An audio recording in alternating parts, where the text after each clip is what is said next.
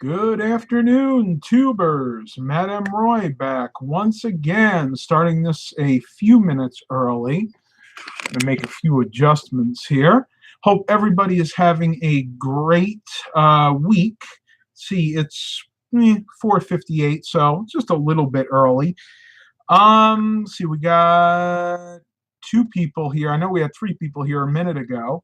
Um, this is going to be an interesting live stream. I'm going to try to get a lot of information out there and definitely give you guys an update on how Dad's doing. I'm going to have him come up here in a few minutes and he can talk to you about it as well.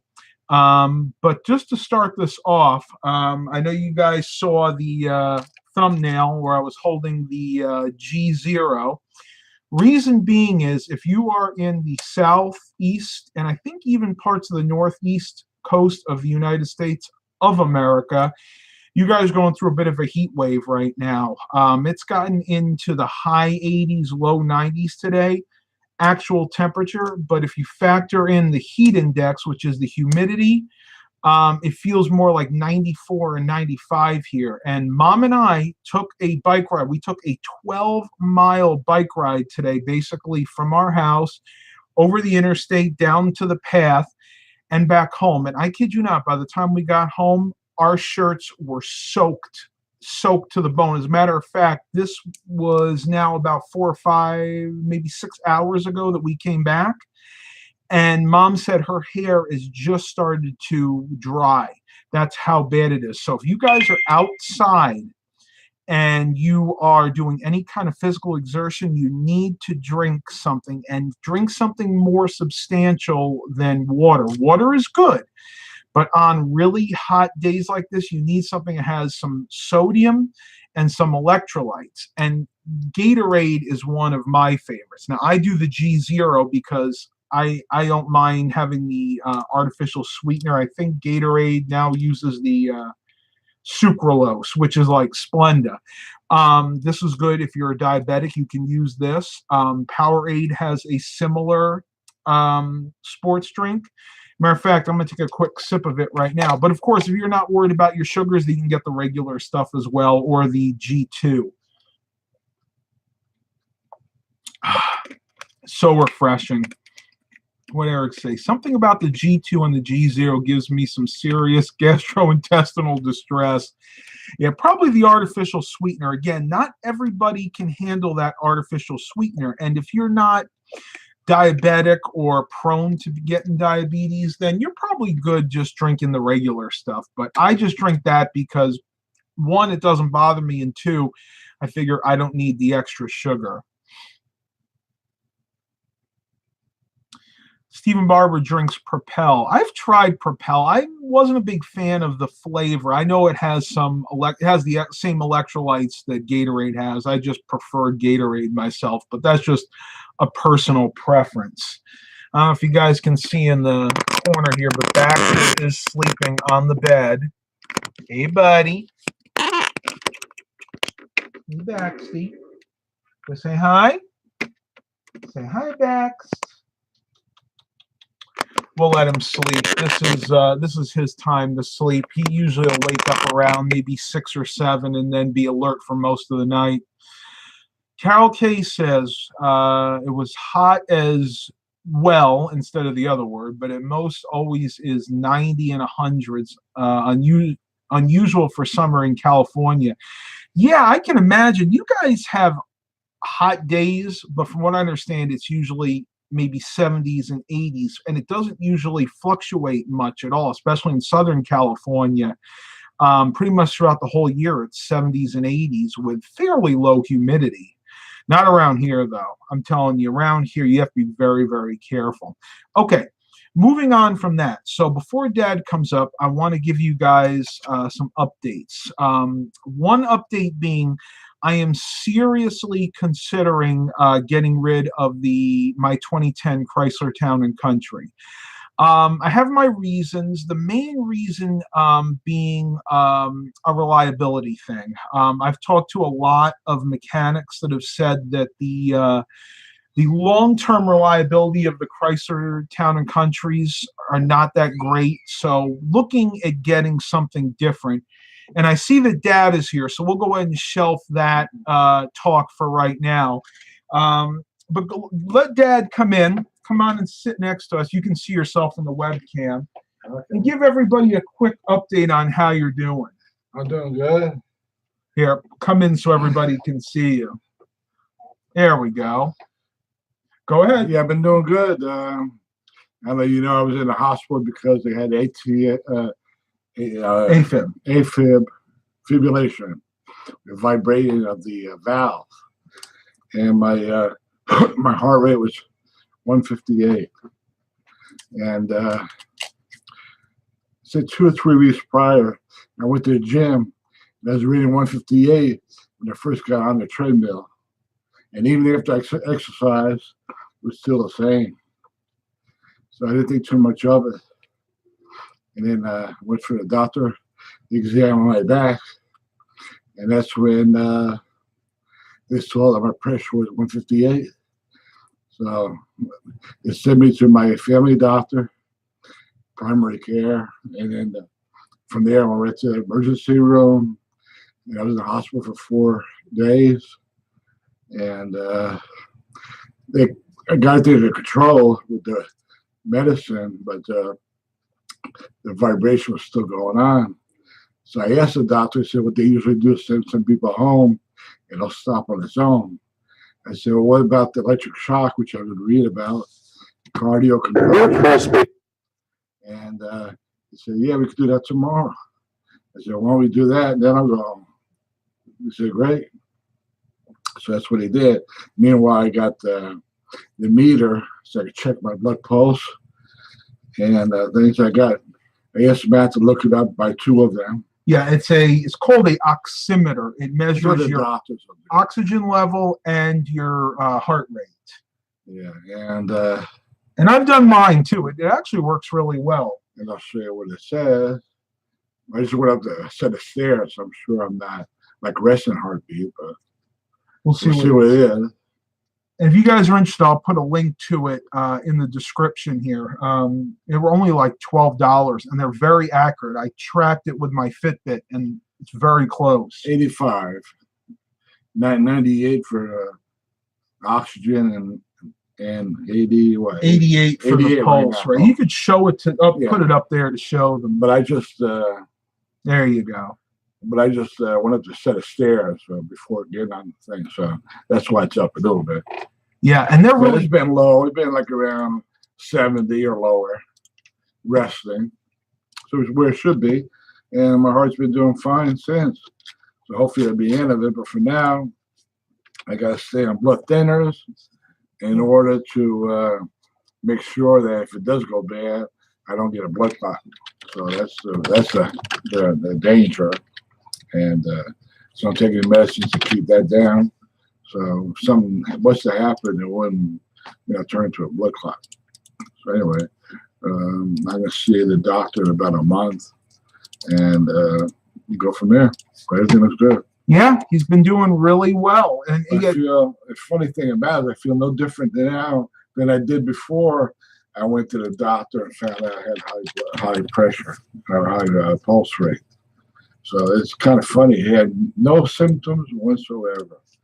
No lightheaded, no dizziness, no like breathing heavy, no pounding of the chest. These are all things that people normally feel. Because somewhere like me, they never feel it. And that's me. I never felt it. That's it. Now, look, Eric just shared a verse, but I will restore you to health and heal your wounds, declares the Lord, Jeremiah 30:17. Amen. Amen. And we've had a lot of people praying for him, a lot of people. And, it's really scary because we've been through this with other family members, and it can take a while to recover. And a lot of times it just goes away on its own. But in his case, the medication wasn't controlling his heart rate. So the only thing that we really could do was to use the shock. And what was it called? Cardiac conversion. Okay, cardiac conversion. So basically they put an electrode up there. What they do is the problem that I have with the flutter The doctor explained to me it was all electrical, just a pulse from your brain that controls the heart. And that what happening was maybe through the trauma of that back surgery I had for 4.5 hours, that might have set it off because it didn't happen long after that. And then what happens is that signal kind of goes around a circle and in the valve, it doesn't find the end, so the valves are going crazy like that. And when they do the cardio conversion, which I had, is they shock it, and that just stops your heart for about 5 seconds, and it starts again, and everything's fine. Do you actually feel it when it stops your heart? You're out. Okay, they put you totally out. Yeah. I'm about to say that's about the only way they get me to do it. Yeah.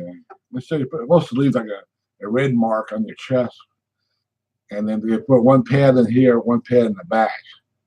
Supposed to leave like a burn mark, but it didn't burn me at all. Yeah, that's what the nurse said. Right before he left, they said you'll usually see a burn mark, but they checked and she said it's very rare that he just didn't have one. So I guess that's also a good sign. I'm pretty dense, I guess. Yeah, so he is doing really well. Yeah, that's right.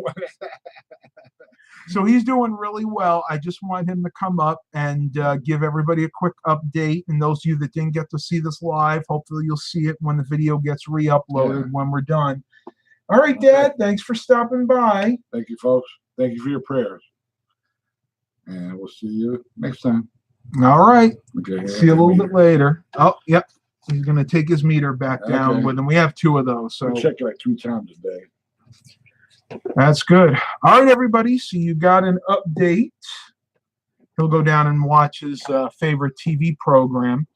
All right, and I did share that link. If you look at the link I shared to eBay, that'll bring you to a link for the Volmate fingertip pulse oximeter.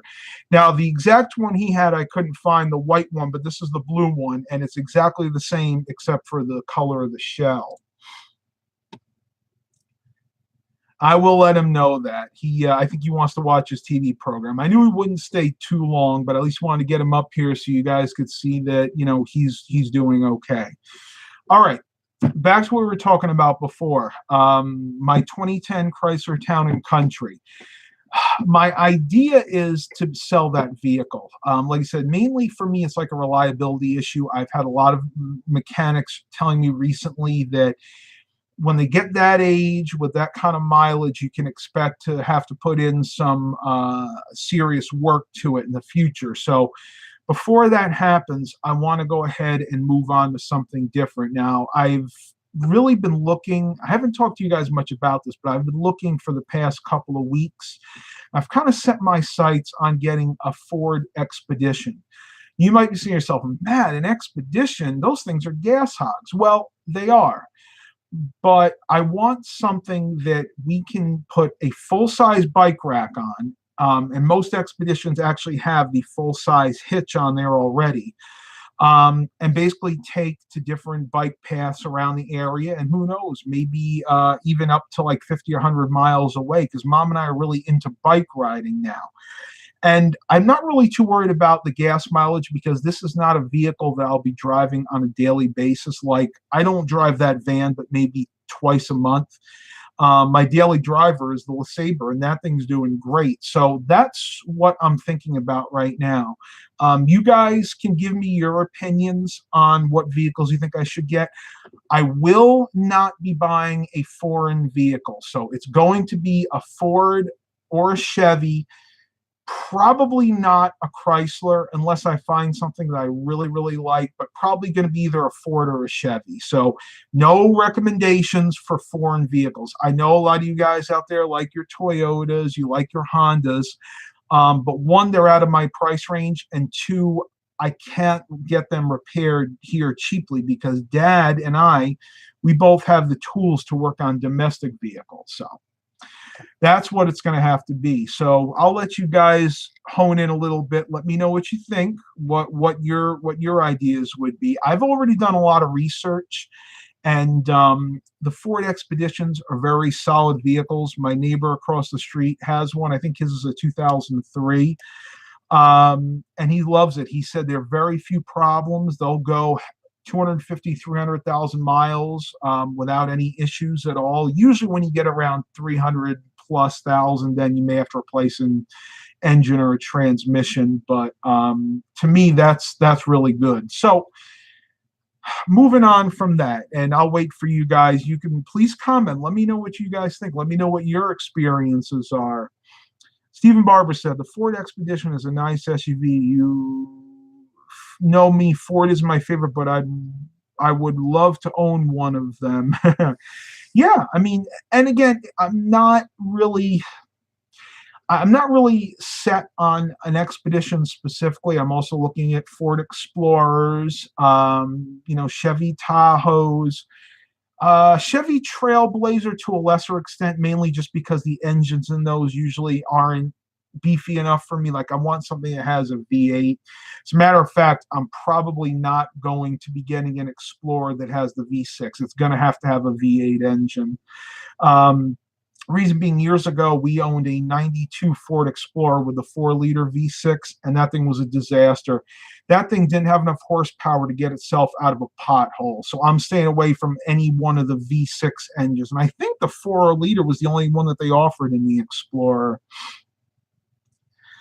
George Stewart says, Lincoln Aviator. I don't think I have actually seen any of those listed for sale locally. Let me see. Not even sure what that looks like. Oh, okay. Yeah, that's one of the newer ones. Yeah. You got to remember, my budget is such that I'm looking at a vehicle pre-2010.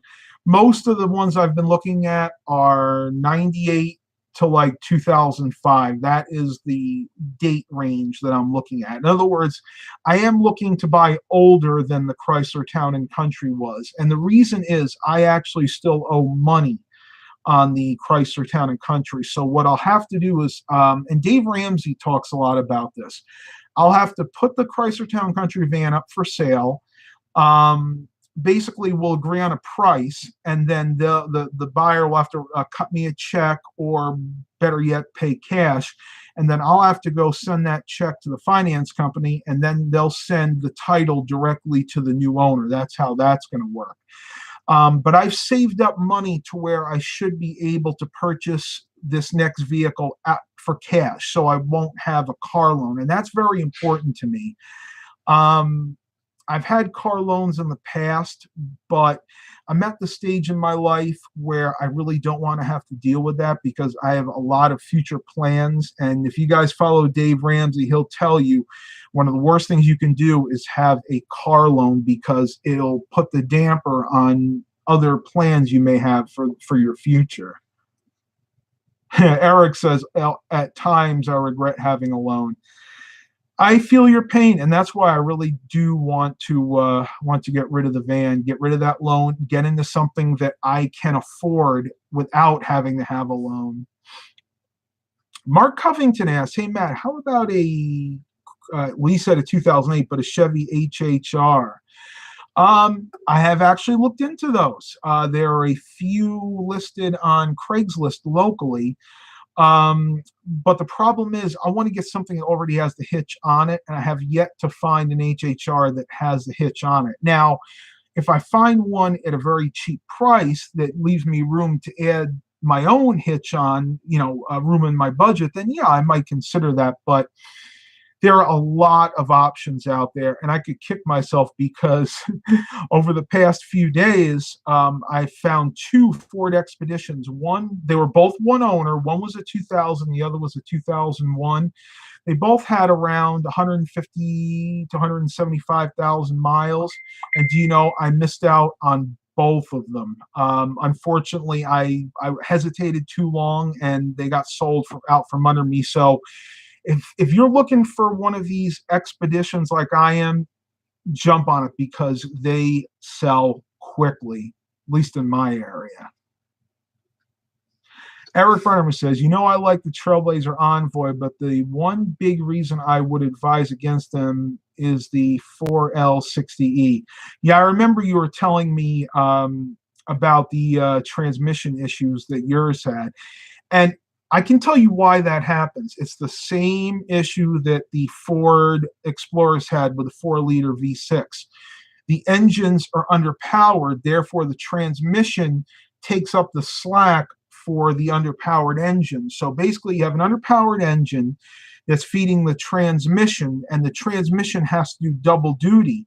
And that's why you wear those transmissions out quickly. Now that's a simplistic version. If I was a mechanic, I'd probably give you the technical version, but basically that's what's happening.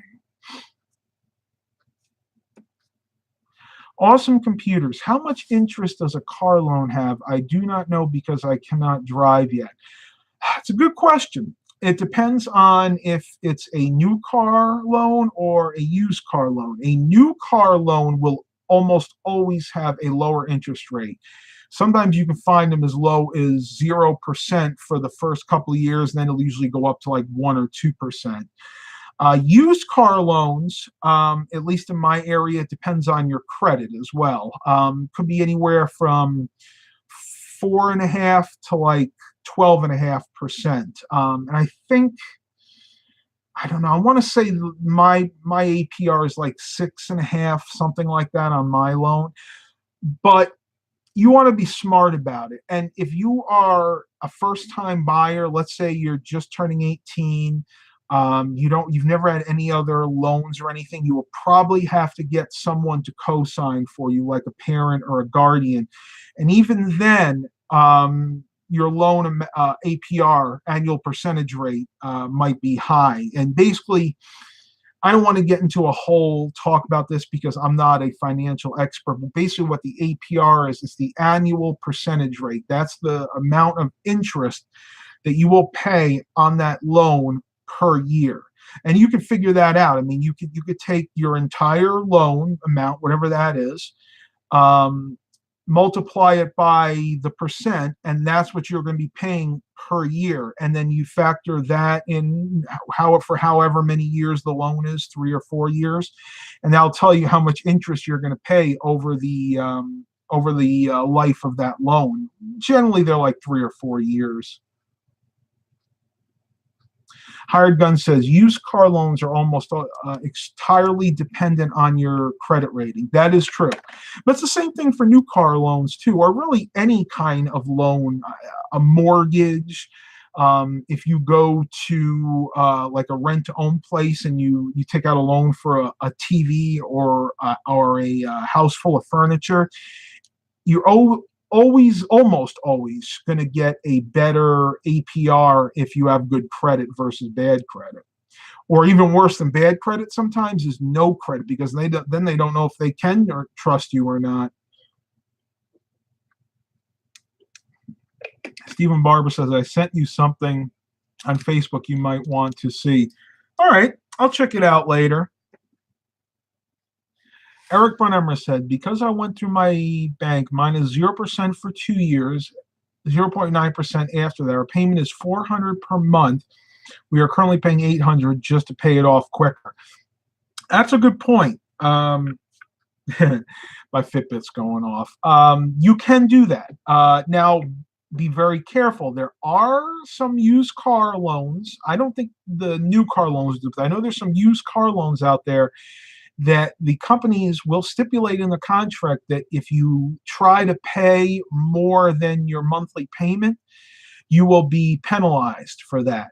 But it's rare. Most used car loans will allow you to pay an additional amount above your normal monthly payment without any type of penalty. The hard part is when you go to try to pay it off. Like, say you have a 4-year loan, and you're 3 years into it, you've been paying extra each month, like my good friend Eric has, and you want to pay the rest off. Let's say, for argument's sake, you still owe $1,500, and normally that would take you 4 or 5 months to pay it off, but you want to pay it off all at once. Well, a lot of these companies either won't let you do it, or if they do, they'll make it near impossible for you to make that payment. I've had issues with that, even with the company that I'm with. I'm not going to say who they are, but I've found out that if I was to try to pay off my van early, I may have some issues there. Now, if I sold the van, they would have no choice but to take that check, because at that point it wouldn't even be mine anymore. So they would have no choice. But if I still owned it and just wanted to pay it off myself, then they may want to penalize me. So you got to be careful. You got to read the loan terms carefully. I'm saying knowing that I don't ever do that, but do as I say, not as I do. Pradkins 14, we're going to Virginia Beach Sunday. Awesome. Well, enjoy it. You're going to have good weather for it, I'll tell you that much. Okay. Going to move on from this because I'm really just getting bored. I don't want to talk about financing because, again, I'm not an expert, and I don't want you guys holding me to what I'm saying here. This is from my experience, but being I'm not in the actual business, your experience may vary. A little update on my camera gear. You guys know for the longest time I've been filming videos with this, other than my cell phone. This is my Canon Vixia HFR 700. A decent camcorder. I got this from Best Buy a couple years ago for like $200. It was one of those Black Friday deal type deals. I never really liked this camera. It does an okay job, but I can never get the lighting right. The video that came out of it was always very harsh. So what I've done is I've actually put this up for sale. I have a buddy of mine locally actually coming to buy this from me tomorrow for $70. I'm not getting as much as I would have liked for it, but I really don't care at this point. I just want it out of here. So what am I going to replace it with? And I think Pradkins already said the magic word. You guys may or may not already know about this, depending on if you watched one of my last week's garage sale haul. But what I'm replacing it with is this. This is the Sony HDR CX240. I have had this exact camera before, albeit in a different color. This one's blue or purple, kind of a bluish purple. My other one was a black camera. I picked this up locally at a garage sale for $10 last week. Came with a battery. The only thing that was missing was the USB extension cable, but I actually had the one from my old camera, so I now have everything for this.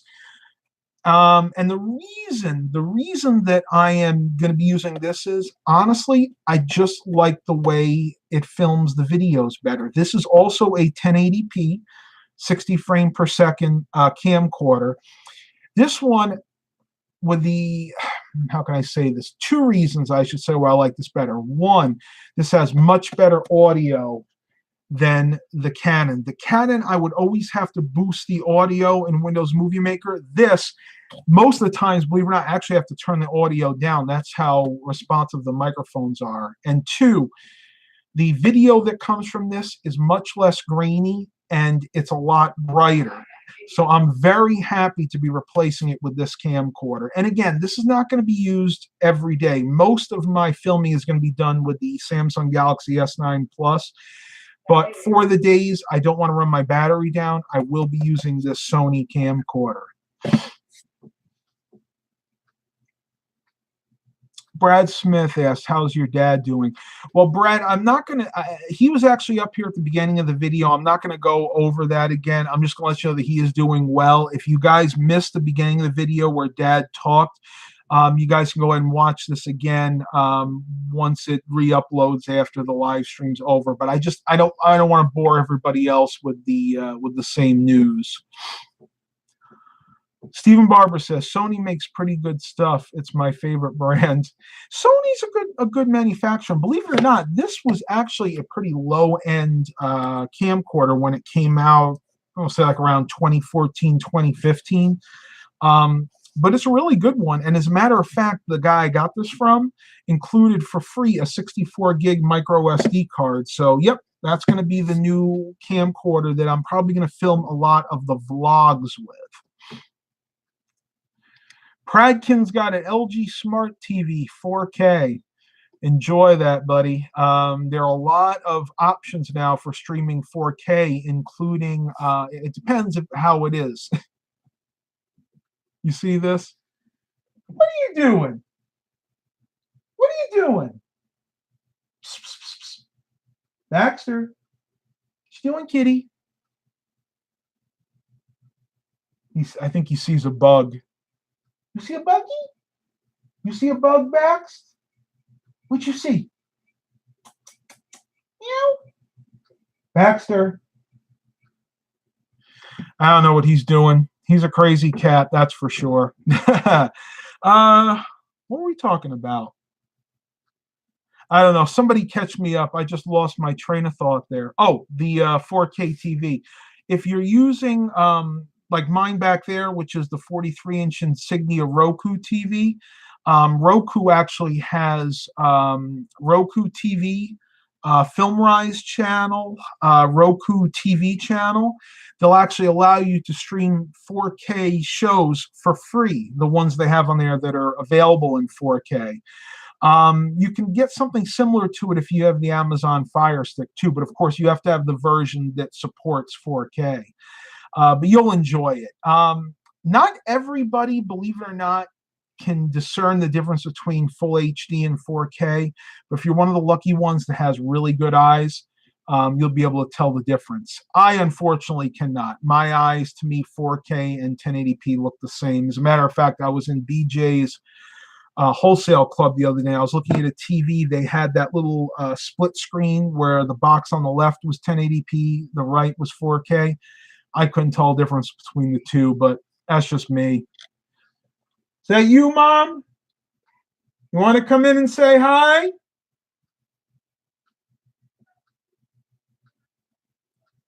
Let me know. You saw Dad. Might as well say hi to Mom. Who is it? It's a live stream. Oh, okay. Look at his kooky cat. I know. He's trying to chase a bug or something. Oh. Here's Mom, everybody. I figured we'll give you guys a full update. Dad was up here a few minutes ago letting everybody know how he was doing. Okay. She and I have been riding bikes recently. I actually just picked up another bike from the side of the road. One of my neighbors was throwing away a vintage Mongoose dynametric bike from the 1980s, which I'll show you guys whenever I get to doing the next vlog. Cool. So what are you going to do? I have my dinner, so I'm going to say goodbye, hi and bye, because I Oh, don't get okay. cold. I'm sorry. That's all right. Just eating leftovers. Bye, everybody. She's about to eat dinner, so yeah, we definitely don't want to let that get cold. Awesome Computer said the 64 gigabyte card is already worth $10. Yeah, it is. And let me see if it's in the box. The guy actually left the package for it. Ah, here it is. This was the card. A SanDisk. It's a UHS 1. Basically 64 gigabyte micro SD card. So it's even better than a class 10. So this could theoretically support, I think, up to 4K, but I know it's all right with 1080p 60 frames per second. Nice card. I always like SanDisk. And one thing that I love, and a lot of people don't do this, they included the original box and all the original documentation, including the ever important limited warranty card. That's right. This warranty, Sony warranties this product to be free from defects for a period of, let's see how long. Is it 1 year? 90 days. So guess what? That can go bye-bye. I don't know. I just feel silly. Maybe I need to get some more electrolytes in me. Mark Cummings says, hey, Matt, where would be the best place for me to have a computer custom built for me? Well, heck, I could custom build you a computer, Mark. Contact me later on after the live stream. We'll talk a little bit about it. Mom's doing just fine. Mom and I, we're really enjoying life. She's enjoying retirement. We have a lot of time to get exercising in. That we've really been doing at least a 10-mile bike ride every morning for the past week or so. And then if we feel up to it after that, we might go and walk the mall later on because it gets very hot in our area, as I said at the beginning of this. But yeah, we're doing just fine.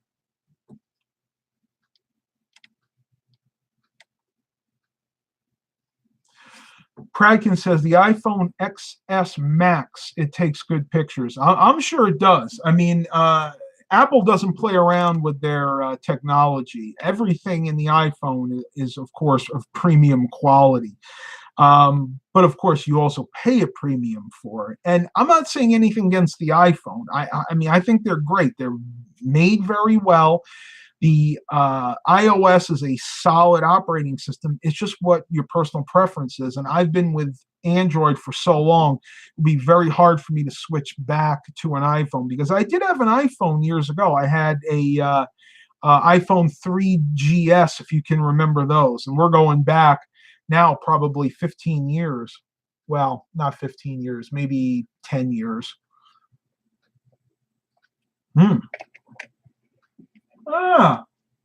We switched cats. Milo, what are you doing, buddy? You find a bug too? You're being silly. They almost never sleep up there or even sit up there. It's just odd to see them there. I don't mind you being there. That computer desk is garbage anyway. I'm probably going to wind up getting rid of that in the future. I have to start really highly considering rearranging this room because if you look around, there is way too much furniture in here.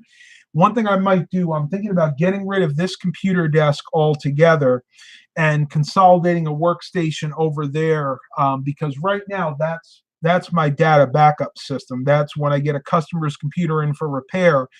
If they need their information backed up, I take their hard drive out. I have one of those drive toasters, which is right down in there. It's actually right there, if you can see it, which allows me to back up data from any SATA drive, whether it be a 2.5-inch laptop drive or 3.5-inch desktop drive. But I can rearrange it better. And again, this is just way too intrusive. It even makes it hard to get over to my couch. That's why I never sit on my couch anymore. It's just too claustrophobic. Oh my goodness. Here, my chat window's working again. Yep, I see. Milo's there.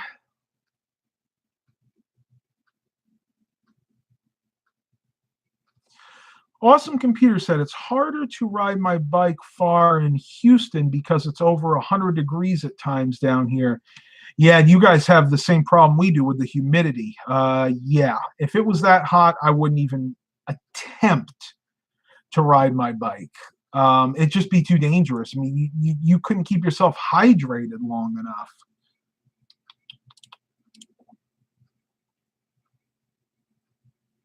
Yeah, Pradkins, my cats are pretty silly, but then again, what cat isn't? I've owned 6 cats in my life, and yeah, they're all pretty silly.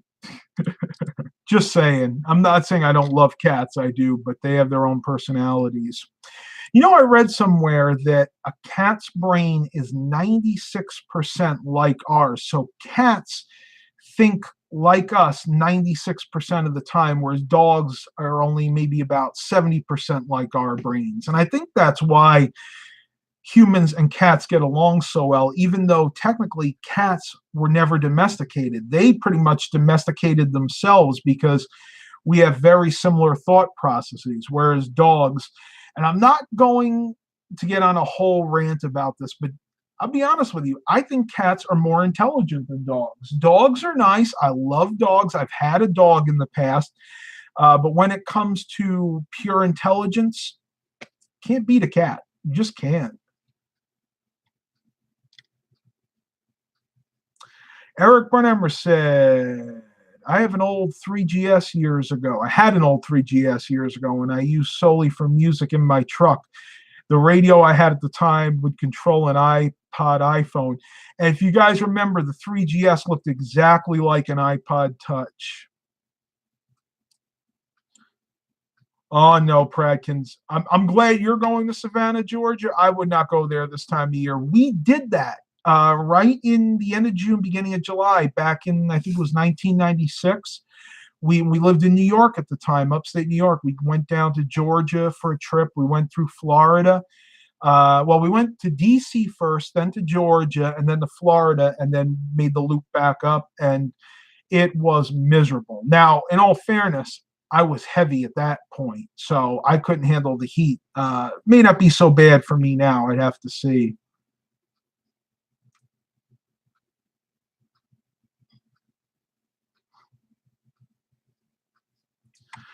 So we have Eric Brunhammer and Stephen Barber saying that cats are smart.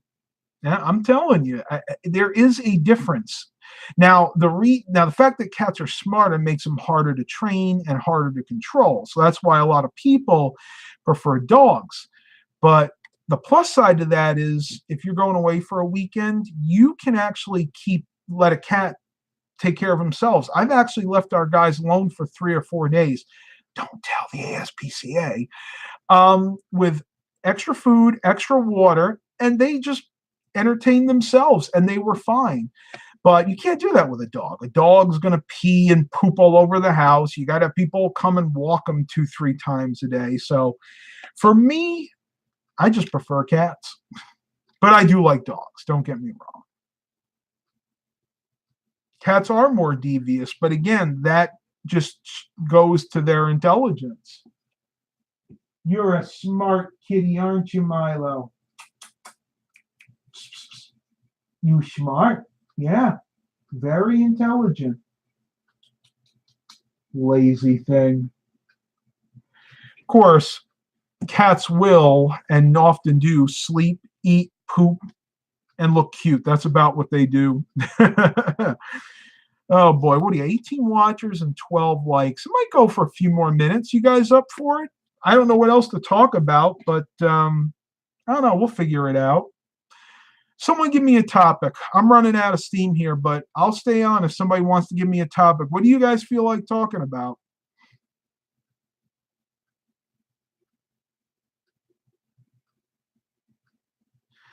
Stephen Barber said, yes, gonna upgrade that XPS of yours, LOL.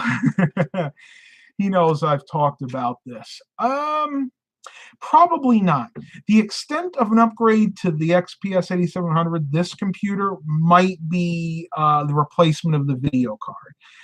My reasoning for that is it's getting a little long in the tooth. This computer is pushing 5 years old now, so probably within the next year or so, I'm just going to replace it with a new one, and then probably relegate this to my media center system, and then probably just sell that one back there.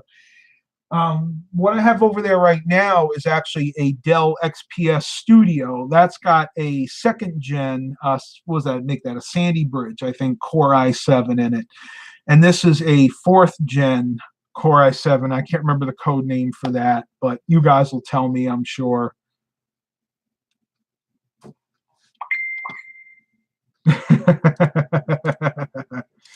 That's cute. I can't share that with you. I'm sorry.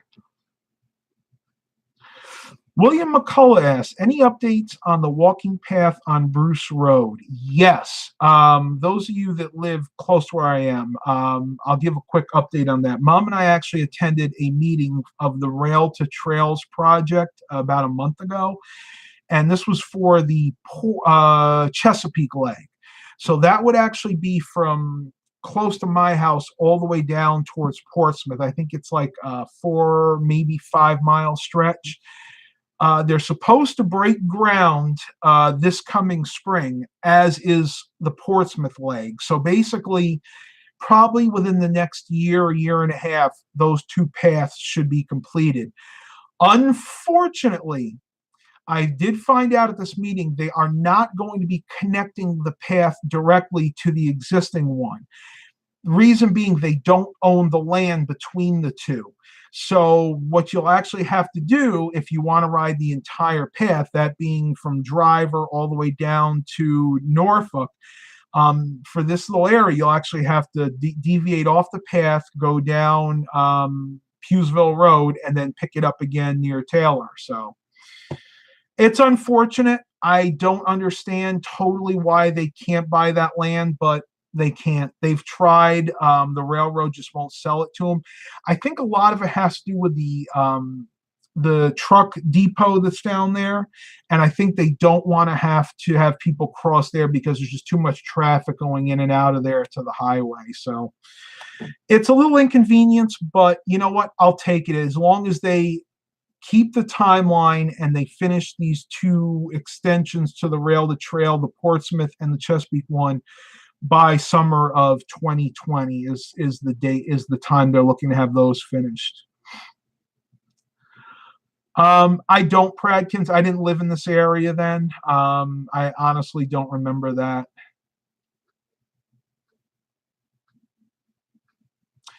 Awesome Computer said i7-2600 is still a good CPU in 2019. I agree. It's a little long in the tooth, like my 4th gen is, but for what I use it for, especially just as a media center system, it's more than sufficient. Haswell, thank you. I couldn't think of the name of it.